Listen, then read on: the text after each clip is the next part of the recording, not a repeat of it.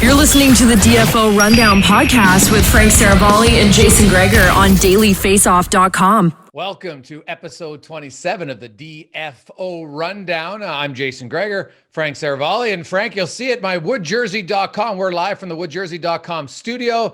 They delivered the Boston Bruins one, and it fits perfectly on my sliding door. I can actually close it and open it, so I don't even have to take it down. It's pretty sweet, and you can get that jersey for your office, for your fan cave, wherever you like. Go to woodjerseys.com, and you can get one there, and they're going to have new teams they're unveiling all the time. Why'd you pick the Bruins?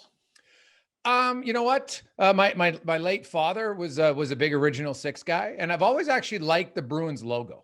So It's interesting. We're going to have Ray Ferraro on later, and he grew up as a big Boston sports fan in general, Red Sox fan, Bobby Orr fan, the whole 9 yards. Yeah, well, Bobby Orr, Phil Esposito, I still think of all the great offensive players, Phil Esposito doesn't get the respect he deserves, man. Like, that guy was a crusher scoring big points before anyone else. And yeah, with Ray Ferraro and Jeff O'Neill coming on, I thought I would represent the whale for the fellas today. So it's a lot of New England. Yeah, have some fun with that. Let's go quickly to the story before we get to our guys. John Tortorella, not a real big secret, but now it's confirmed. He is out as the head coach. We had Jarmo on the show, Frank, on the rundown a few weeks ago. I get a sense he might lean towards a European coach. What do you think? It's possible. They're in such a unique spot. I mean, I think the other part of this is, maybe that European coach costs a little bit less. That's what I'm most interested in about the Columbus coaching hire. Whoever they pick, is how much is it going to cost?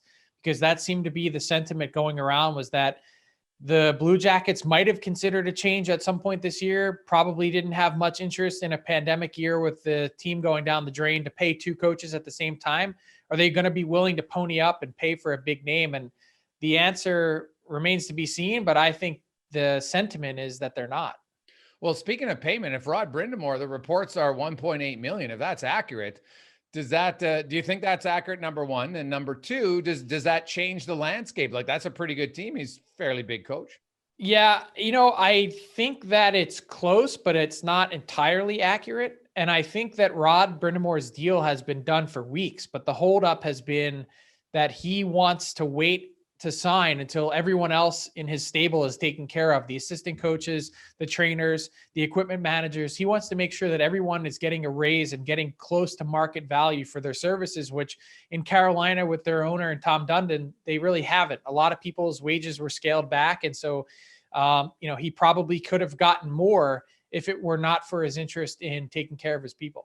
Okay. Well, that's fair. It's still a below market deal, whatever Rod Brind'Amour is signing for. The job he's done, probably winning the Jack Adams this year, that team in the President's Trophy hunt, they have adopted so much of his persona and mentality that he's really left his imprint on that team. And I have no doubt he could do that elsewhere, but everyone knows, and that's limiting his earning capabilities, that he doesn't want to go elsewhere.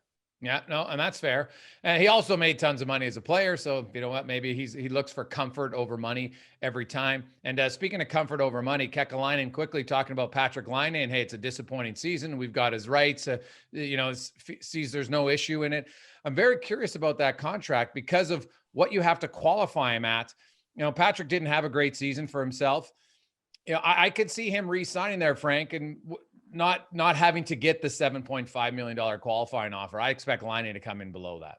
Yeah, and I think that's the expectation for everyone with the disappointing season, is that everyone points to the qualifying offer and say you must qualify him at that, but there's no reason that the team and the player can't negotiate something lower than that. The question is, will the Laine camp be interested in not holding the Columbus Blue Jackets' feet to the fire there? I would say they don't have much leverage at this point, given the way this year played out. But Jarmo Kekalainen seemed to be pretty cut and dry on Monday, saying we have his rights for the next 2 years. This would be pretty self-explanatory. So we'll get more into that. We're going to have a special playoff preview today. Ray Ferraro and Jeff O'Neill are going to be our big guests of the week brought to you by Jock MKT. Stay in the game. Jock Market is a hybrid between fantasy sports and the stock market. You trade values of players. You can do it in game. You want to a guy starts out maybe at $1.10, scores a goal or two, and suddenly his stock is rising. If you have him, you can sell throughout the game and shares. You can do it in golf. It's fantastic. So check it out, jockmkt.com, and be sure to try it out for the first time. Use the promo code DFO20, and that'll get you a $20 deposit. The DFO Rundown is pleased to welcome in two former Hartford Whalers. You know them as TSN analysts. That would be Ray Ferraro and Jeff O'Neill. Welcome to the pod, boys. Thanks, Frank. I wore the green jersey. O had the blue one, I think. Did you? Right? Yeah, I was telling Jason earlier, everyone loves the Whale jersey except the people in Hartford. That was a big problem. Yeah, the green one was way better, though, than the blue. That's like, I never liked the blue as much. O and I put the Whalers right where they are today, right into Carolina. Yeah, it was a great spot. I loved it. I just couldn't figure. I just figured the reason I left is because there was some diehard Whale fans, but it was like everyone was Bruins or Rangers. It was like there just wasn't enough diehard in the middle. Well, hey, let's start with the Whalers. We'll start in the Central, because we know that division. We're going to talk playoff preview. Of course, you got Nashville and Carolina. Nashville just beat them 3-1. And then you got the first ever battle of Tampa, Florida. So, Ray, tell me, who do you like? And is there an upset that you can see in either one of those series? The only way I think there's an upset is if Tampa just is not healthy enough to play. They've got a laundry list of guys that are out. They lost Barclay Goodrow yesterday. I haven't seen a timeline, but he was indefinite. And, you go on the back of Hedman's banged up and playing. Stamkos hasn't been playing. And I picked Tampa to win the cup, and I still think they're awesome. But I think Florida could sting them. That's the one. For me. I think Carolina will beat Nashville. Yeah, I think right now Carolina's. I mean, a lot of things have to fall into place, but you're probably looking at that matchup with Florida and Tampa, and you're hoping it goes 7.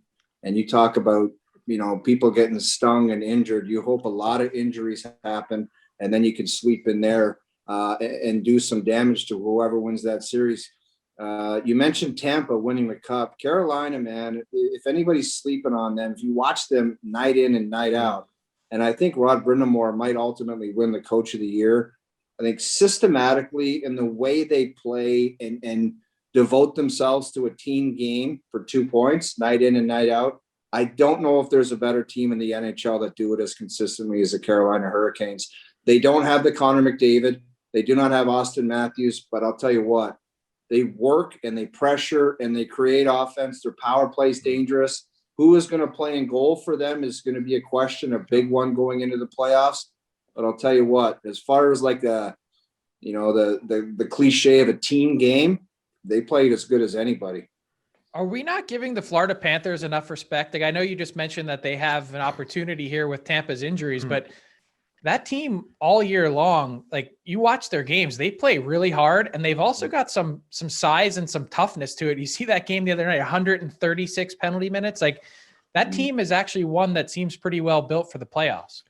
I don't think we give them enough, but Frank, I think part of that goes back to last year when people were really excited about them and they fell flat and they were awful.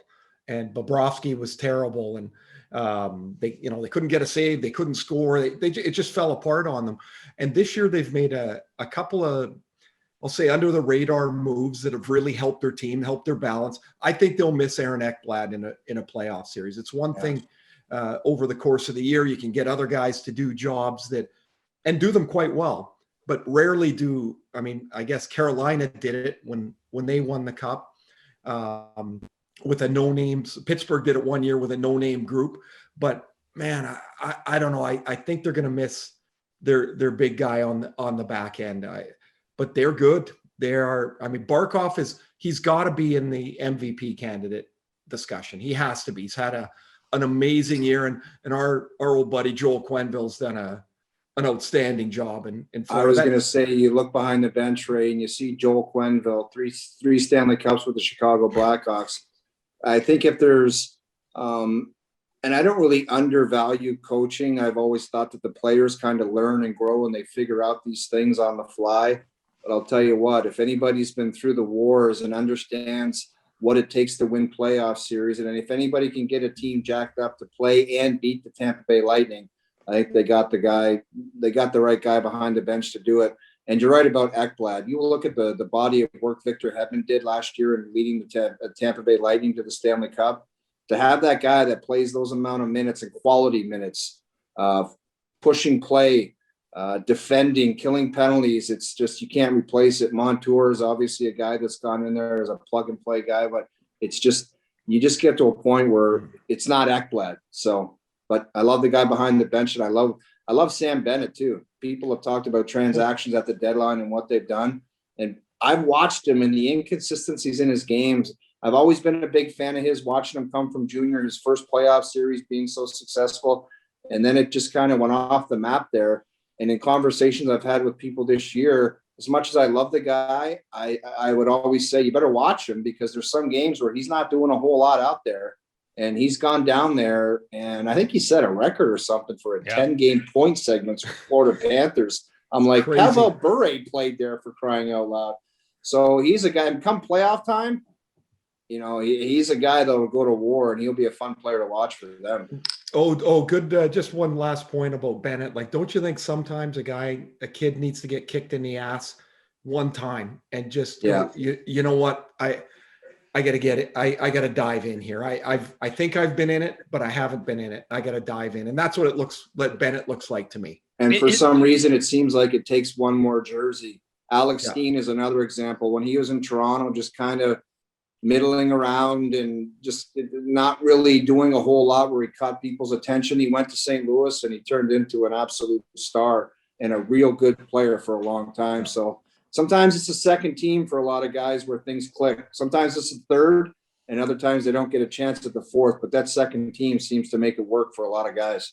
Is it a kick in the ass, or is it an opportunity? Because if you've listened to Sam Bennett, though, his whole thing is, I'm not getting the opportunity or the ice time or being put in a position to do what I can offensively. He sort of had that belief the whole time. And in Calgary, the minutes would indicate that he didn't really get it, but now he goes to Florida and he's gotten it. One thing I'll add to that, Frank, one element to this, I do think it's an indictment on some of the players in Calgary. Because when he's on the ice with a Barkov and a Huberdeau, he's probably thinking these two players are better than what anything I've seen in Calgary. And obviously, you got to make your own hay. It's difficult as it can be sometimes. You got to go out there and produce and play as good as you can.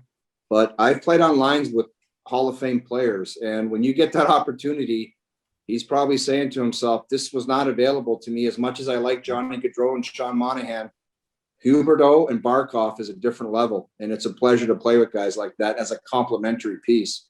See, Frank, I think you got to go back all the way to, O mentioned when he came in as an 18-year-old man, he knocked the Vancouver Canucks all over the place. Like, it was unbelievable to watch.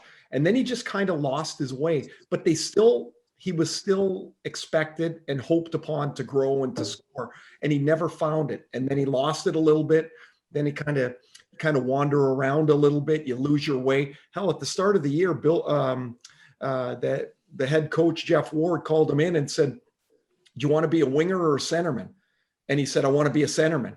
And then after 3 games, he went back to Jeff Ward and said, I want to be a winger. Like, he didn't even know anymore. Mm-hmm. It had totally pulled the air out of his game. And as O said, sometimes you just get yourself to a new place and you go, hey, man, this is a lot different. And you're energized. You're not dragging the mud around with you anymore. It's like, it's just you, and you're pumped to play. And he scored his first game, and he's off and running. I just hope he brings back the handlebar mustache, because that thing was outstanding. Come on, boys, hop on the handlebar. Well, yeah, it's a new relationship. Everybody knows you always play better and you want to look better early on. Hey, Kucherov, fellas, you guys played. He's been out all year long. He's a great player. Can he make an impact for Tampa Bay? Because we all expect him to be ready for the postseason. Yes, absolutely. I missed my best playoff was in 1993. I got 13 goals in 18 games. I missed the 3 previous months with a broken ankle and broken leg and dislocated ankle. I played 5 games when I came back, and I sucked. And I was nowhere near the player that Kucherov is. And so my point is, I think it'll take him less time. I didn't even have much time to skate. Like the playoffs were coming and they're like, where are you at? And I'm like, I think I can play. My ankle was taped like a cast and I couldn't move. And finally I just said, to hell with it. I took the tape off and I had a great run. I think Kucherov is a game changer for them. Some players have the ability and talent that is above and beyond. I remember Pavel Bure, he didn't play the whole year. He was awaiting a trade and he went to Florida. And I don't even think he touched his skates. He just put his gear on Long Island. I think he scored a hat trick. They're just so talented. They can just, in another example is Gary Roberts. I know for a fact that if Gary was sitting out for a long time, he would need a lot for his mental and his physical, as far as therapy, as far as on ice, as far as training. I don't think as good a hockey player as Gary Roberts was, he could just fire up and say, I'm going to be amazing right off the bat. He just was a different animal. And obviously he wasn't Kucherov with the skill. Just Kucherov seems like the kind of guy that could not touch the ice. No joke, not touch the ice, step on the ice for the playoffs and be so good. You just wouldn't believe it with your own eyes. That's what kind of talent we're talking about. All right. So tell me, boys, and then we'll move to the North. Who are your two finalists and who's going to represent the Central in the Final Four? I'm going to go Carolina, and you don't have a medical report on Tampa for me right now, Greg? No, unfortunately not. Well, this is uninformed. I'm gonna go Carolina and Tampa, and I think Carolina's going to win that division. Well, you said Tampa was going to win the cup, so I'm clearly backpedaling. I'm clearly backpedaling because I'm like, they got no players, man. Yeah. I honestly think it's a crapshoot between the two Florida teams, but I'll go with Carolina as well.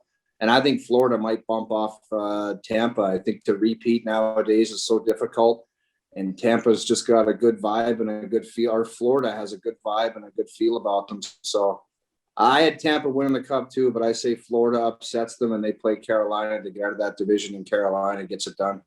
I got to say the tan with Joel's mustache is a good look, solid look. Yeah. He's like a bald Bob Baffert. Without the steroids. We go to the North, and Montreal, all they need is a point or a win here in their final two games. Although I guess it's funny, Edmonton could really help their provincial rival, but Edmonton looks like they're playing Winnipeg, and then Toronto, for the most part, is going to play Montreal, which hasn't happened since '79. The Oilers and the Jets haven't faced off since 1990. So you get some rivalries for Canadian fans. Let's start, O'Dog. Toronto, Montreal. We assume the Habs get in. What do you make of that series? And what about the questions on both teams potentially in goal? Well, I am a lot more concerned. This is just taking out where I'm from or where I played. I would be very concerned if I was a Montreal Canadiens fan, what I saw the last two games against the Toronto Maple Leafs. Other than their 15-game start, the Montreal Canadiens have had a lot of negatives going on in the way they played in Toronto these last two games. They did take the lead on Saturday night, but it's just after that, they don't got a whole lot going. There's not a lot of guys that scare offensively. Drouin is obviously out of the lineup, and everybody wishes him the best. But other than Josh Anderson getting the odd breakaway or semi-breakaway and Tyler Toffoli on passes from Nick Suzuki, they don't have a whole lot going offensively. Toronto, I think, is big-time favorites in that series if they ultimately do play the Montreal Canadiens, and they just have to get it done. Jack Campbell's got to probably get the start and the first crack at it for the Toronto Maple Leafs. And they just have to find a way to get to their best hockey and understand that the playoffs is a new ball game. And it's not just about talent now. It's a lot about what's inside for a lot of these guys for them to kind of slay the dragon and get outside the first round. But I have the Toronto Maple Leafs as heavy favorites against the Habs right now. I'm with you. I think the only hope for Montreal in this is that Weber, Gallagher, Price can come back and play at maybe not 100% of their level, but in a reasonable facsimile. Of Harry Price getting to 100% would scare the daylights out of me. I'll tell you that. If he does what he did last year in the bubble, they're a different team. But sure, where are they going to score? Where do they score? You mentioned Anderson and Toffoli and Suzuki. Man, that kid's a good player. But their center ice position doesn't worry anybody. Now Dano is out. I don't know what his status is. He was out with a concussion. Eric Stahl has not been the player they hoped he was going to be. Kotkaniemi looks like lost on the ice. And poor kid's 22 games without a goal. They could make it tough on Toronto. I don't think the games are runaway wins. But for the goaltending stuff, I will say Jack Campbell has played beyond what I thought he could play. But this is Jack Campbell this year. Like, this isn't, oh, Jack Campbell's on a hot streak. This has been months. Like, what would make us think that he's just going to all of a sudden spring leaks all over the place? He hasn't. He's been fantastic. I think Toronto's a heavy favorite in this series. So when you fill me in as a former player, when you're on a team that has struggled in the first round in the past, how much is that a media thing or is that a real thing? Well, when you're in a market like Toronto, it becomes a media thing because you know that at the end of the tunnel, that's all you're going to be asked about. But I think the Sheldon Keefe and anybody with the Maple Leafs organization, Ray and Frank and Jason have said Tampa Bay, when they got swept by the Columbus Blue Jackets, that was their motivational factor. They were pissed off about that. And all I've heard is when they lost to Columbus in that playoff round, that really motivated them. Anyone that was around the locker room said it wasn't, let's go get them next year, guys. Let's go have a good summer and we'll see what happens. They were pissed off. And I think that they brought that motivation, dedicated themselves to defense, but that is the goal. I mean, they want to go all the way. Their goal is to win the Stanley Cup, but getting out of the first round is a big test for basically a young team that hasn't been able to do it. We heard so much from the start of the year, and I think it's evident in the way the team plays and the way it's built. Is they went and they wanted to get bigger and older, and look at all the veteran guys that they've added here. This is their time to really make an impact. Like, none of these guys were around for all these first round losses. You think Joe Thornton cares about it, or Zach Bogosian or Spezza or those? I mean, Spezza's been there for 1 year, but like, who cares? It's in the past. This is what Wayne Simmons was brought in for. So if they're going to make an impact, not goals and assists, but just in, hey guys, this is our time now. Last year doesn't matter. Next round doesn't matter. I think this is where they can make a difference. I think they do make a difference. All right, let's flip over to the other potential series, Winnipeg and Edmonton. Edmonton has absolutely dominated that series, 7 out of 9. How much does that factor in? Do you throw it out the window, the regular season record, or does it mean something? And is there anything you can hang your hat on if you're Winnipeg over these last 3 or 4 weeks as to a reason why you can flip the switch in the playoffs? Well, you can say it doesn't matter. If you're 2-7, you say it doesn't matter, and this is a new season. 1994, we hadn't played the Rangers very well at all because they were way better. And then, as Jamie McLennan would say, they should have ended our playoff series in 3 games because they beat us 6-0, 6-0, 5-1. Like, we weren't even in the same ballpark. I'm not saying that's Winnipeg, but Winnipeg's defense doesn't. This is their problem with Edmonton because they've got those game breakers. Like, obviously nobody has been able to slow them down. McDavid and Draisaitl. Their defense absorbs body blows. They don't stop anything. They're not cycle, like they don't break the cycle. They don't stand up at the line. They just absorb. And they've done a pretty good job, and their goalie's awesome.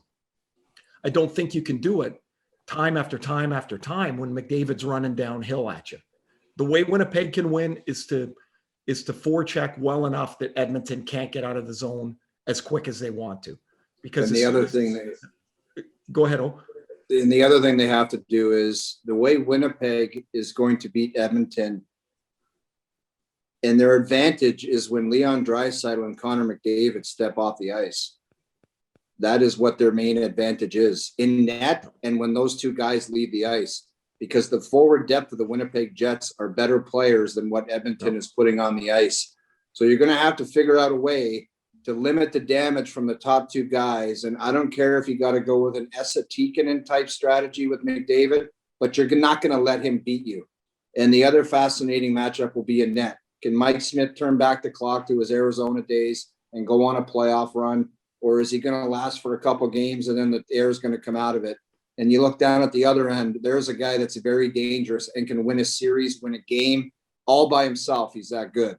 So we'll see what happens in net. I would say the one thing that's changed in Edmonton, and maybe it's because it's Dave Tippett's way that he coaches. It's the second year. They've changed some personnel. I think they're better suited to play a heavier, more patient, low scoring game than they have in the past. Like two guys that have really stood out for me this year in Edmonton. Of course, we can't get past them without talking about McDavid and Draisaitl, but Darnell Nurse has been legit top pair, big minutes, everything you need. And Adam Larson has had a really solid year.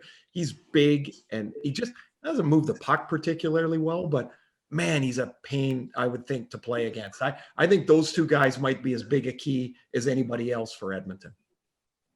Yeah, the style the Jets play, like they like to run and gun a little bit. The problem is their runners can't gun as well as the Oilers' top two. And I think the big blow for the Jets, to me, it's not a surprise when Nikolai Ehlers went down. Like he creates so much 5-on-5 for them, goals, but more so just shots and chances.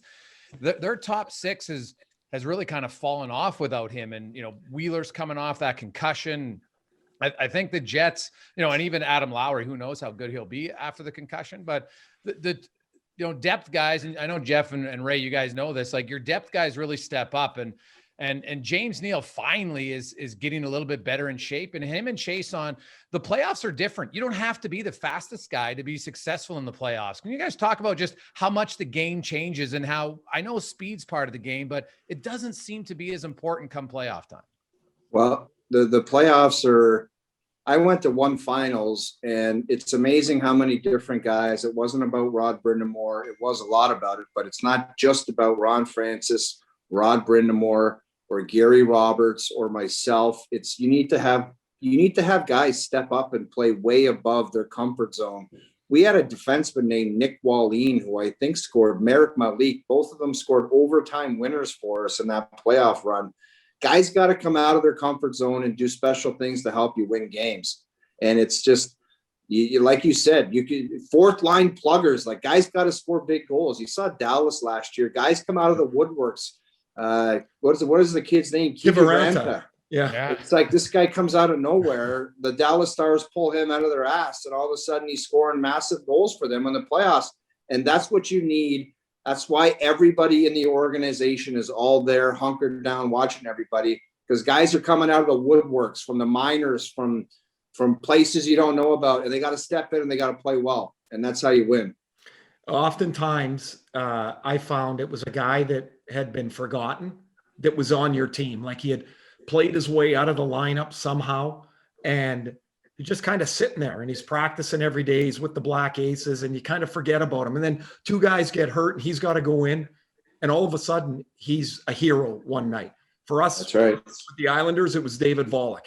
He was out of the lineup most of the year, and we get to Game 7 in Pittsburgh and he scores 2 goals. The owners had been pressuring Al Arbor to maybe get rid of David, to move David. So after we win Game 7, David scores in overtime in Pittsburgh. We're getting on the bus, and the owners were glad handing everybody, hey, great series. And Al says, what do you think of David F. and Volek now? And then he got on the bus. So give us your picks.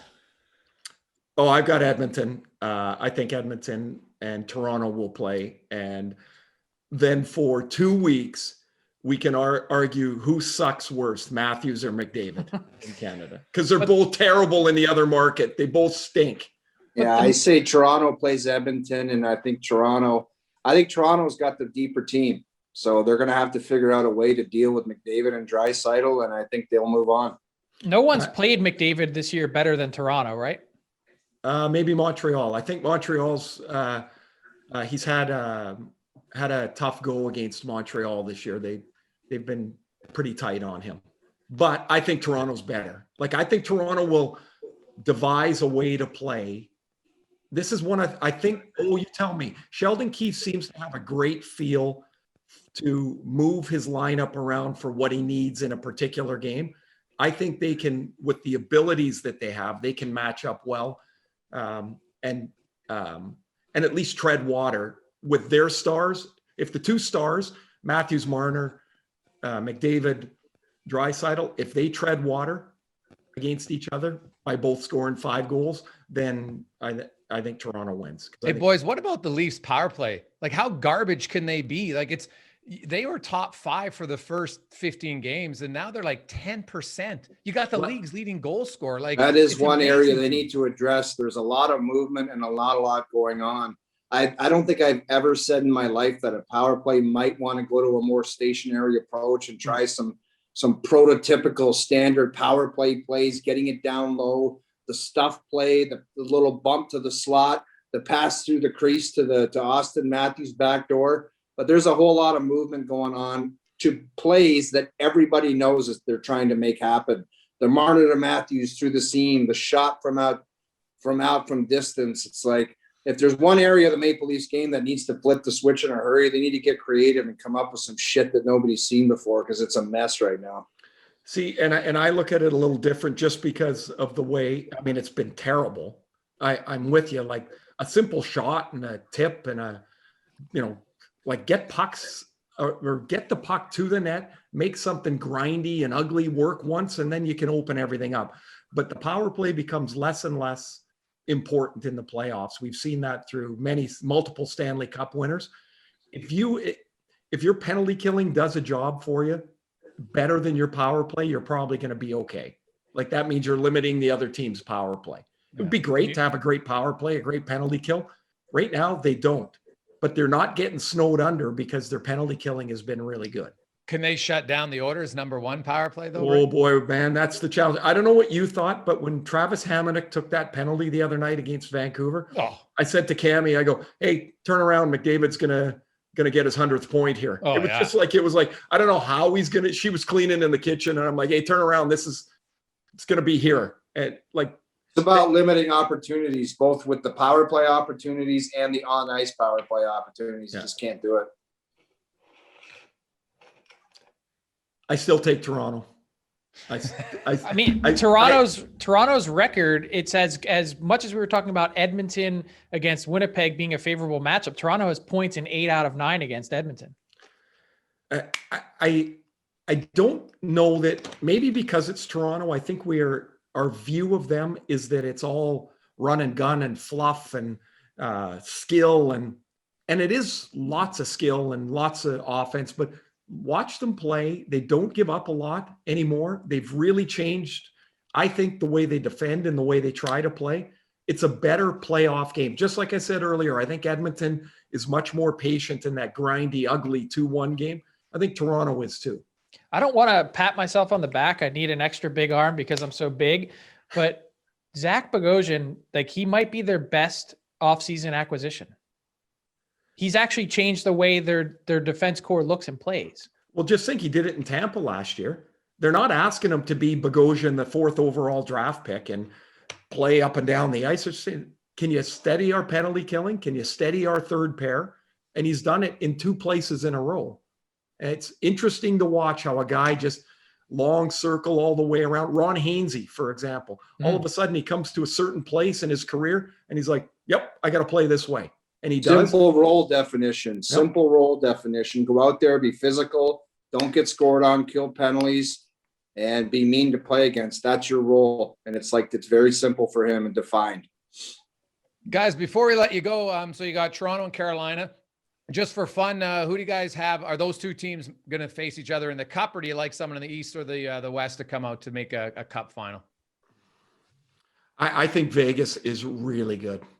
Vegas is friggin' dangerous. I don't know if the elite centerman is going to ultimately cost them up the middle with it not being there. Colorado is goddamn dangerous too, man. You watch some of the plays they make nightly. It's going to be a lot of fun to watch. But Jason, you know what? The Leafs are probably going to win the Cup. Oh, there you go. O'Dog, I love it. And just think, in that parade that they've had planned for 50 years, somewhere in one of those floats, we're going to see the O'Dog stick his head out, and he's going to be there with his O'Neill 92. And then after the parade's over, I'll design the rings for the alumni.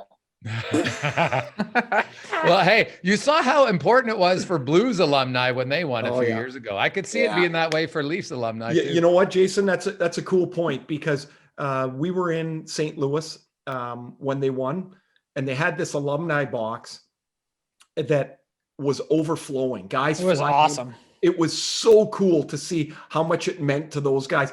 They were happy because they were alumni, but they were so happy for the guys that were playing. It was real, wasn't Frank? It was really cool to see those guys. Like legitimate tears flowing in that press box, in that room. It was unreal. O'Dog, will you cry if the Leafs win? Like a baby, buddy. You have no idea. Awesome. Well, thanks a lot. We know you guys got to run. We really appreciate your time, and thanks for hopping on the DFO rundown. You betcha. All right, thanks, see you, boys. Thanks. Jeff O'Neill, Ray Ferraro, great guys, always fun, good insights. And I will say, hey, alumni in a lot of markets, when you haven't won for a long time, you know they're going to be fired up. And people love to hate on the Leafs. Their fans are extremely loyal. No fan base has endured more losing than the Leaf fans for different generations. Like you would have some 70 and 80-year-old fans who have not seen a championship ever. It would be a big deal if they ever won, for sure. And the other thing, we didn't really talk about it, Frank, like this could be the only time you see McDavid Matthews, because after this year, the only time you'll see him in the playoffs will be in a cup final. Mm-hmm. And that probably isn't out of the realm of possibility, given how well those two teams and players have played. It would be appointment television if you could get Leafs Oilers, and not just for the Matthews McDavid part of it. I mean, as impressive as both of their seasons have been, Matthews on a 66 goal pace over an 82 game season, McDavid 155 points pace over an 82 game season. It's incredible. McDavid, and look, we talked about some Hart Trophy stuff earlier as well. There is no debate this year with McDavid. With what he's accomplished, that 100 points in 53 games is going to go down in league history as one that you remember as much as 50 and 39 and Lemieux's 5 goals, 5 ways. That's something that we may never see duplicated again. And like I said, runaway, McDavid has more assists than Austin Matthews has points. But nonetheless, to see two generational talents, goal scoring and production wise, line up against each other for a 7-game series, like, come on. Oh, it's going to be fantastic. You look, Tampa, Florida, first time they're meeting in the playoffs. I think that's awesome for those two markets. And, they got a few fans that they can get in the building, but I think that could start. Florida's got a good team. Tampa's a good team, but Florida should be a team now to reckon with for a few years. And, same as Carolina, like that could be some great rivalries in that division moving forward. And, Vegas and Colorado likely they're not going to be in the same division next year. So this might be the only time, you really see them in a division matchup. We'll get to the East on Friday and the West on Friday, Frank, to break down those two divisions. And, we got to another former NHLer joining us on Friday to discuss that. So that'll be a lot of fun. Yeah, I can't really disagree with any of the picks today. I mean, I think I like Florida to beat Tampa for all the reasons they mentioned injury-wise and just how well Florida's played. So then I think Carolina takes care of Nashville pretty easily, although UC Saros and his numbers are – talk about a goaltender that could steal a series. The way he's played .950 over the last 25 games is insane. So Carolina, Florida, and I like Carolina to emerge. And I think for all the reasons the two guys mentioned about Toronto and Edmonton too, it's hard to not like the Leafs given how well I think they've played against McDavid and Draisaitl this year. That's going to be a lot of fun. And thanks to Manscaped for sponsoring our playoff preview. They've got the Lawnmower 4.0. It's officially launched, and trust me, it'll make a difference, gentlemen. You definitely want to look at it. And as Frank says, it's almost a gift for your wife as much as it is for you. So no nicks, no scrapes. Mo and Joe will really appreciate it. So check it out at Manscaped. Coming up on Friday, we will preview the East and the West. Have a good week, Frank. We'll see if the Canadians can finish things off, or if the Oilers give the Calgary Flames some life this week. Not a chance. Thanks for listening to the DFO Rundown with Saravalli and Gregor. Keep it locked on dailyfaceoff.com and subscribe wherever you get your podcasts from to never miss an episode.